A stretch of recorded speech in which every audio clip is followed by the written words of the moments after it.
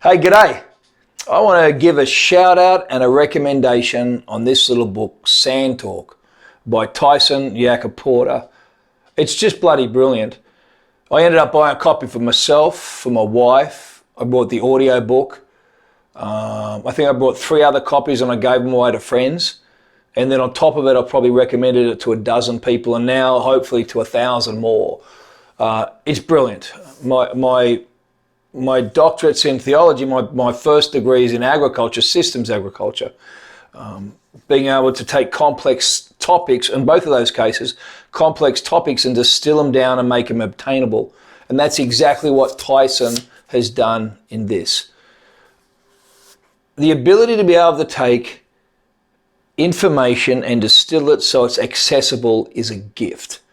And what he's done in Sand Talk is he hasn't just taken information from an Indigenous or a First Nation mindset, because he talks about that, how Indigenous thinking has saved the world.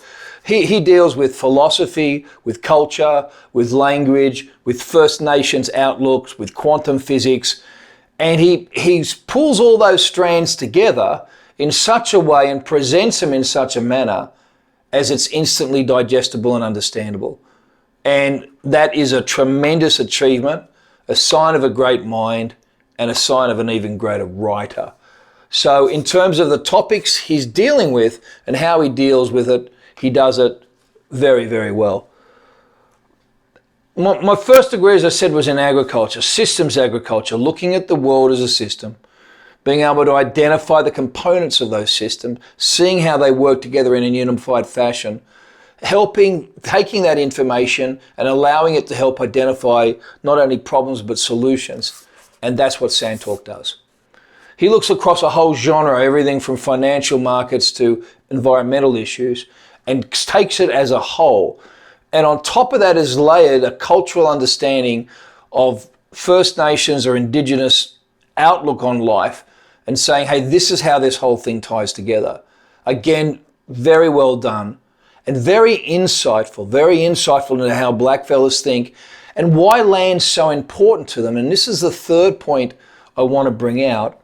It gives you insight into Australian blackfellas, why the land's important and how they think.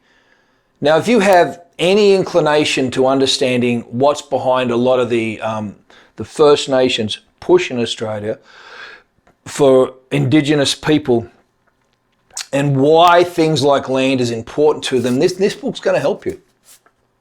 It'll give you the why to a what.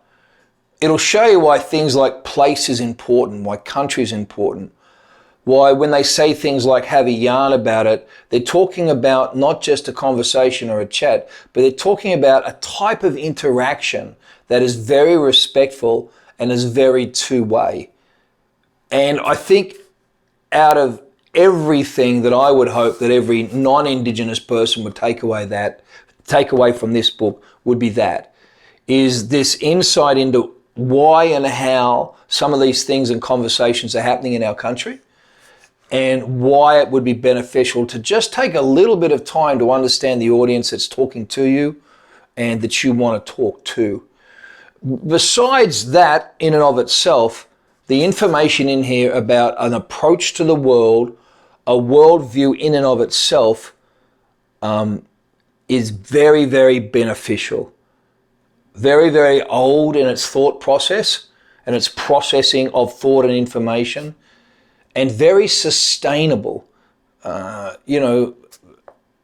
People, First Nation, Indigenous people in Australia have been walking around for, some say, 60,000 years.